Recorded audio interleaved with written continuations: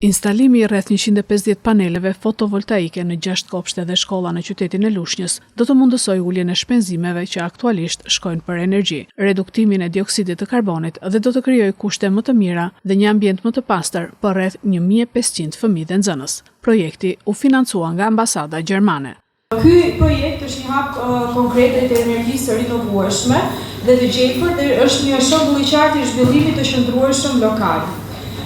Atëherë ky projekt nuk përfaqëson më thjesht një investim teknik i bërë në bashkinë tonë, i cili është implementuar në 3 kopshte, në kopshtin 1-4, 2 dhe në kopshtin 3,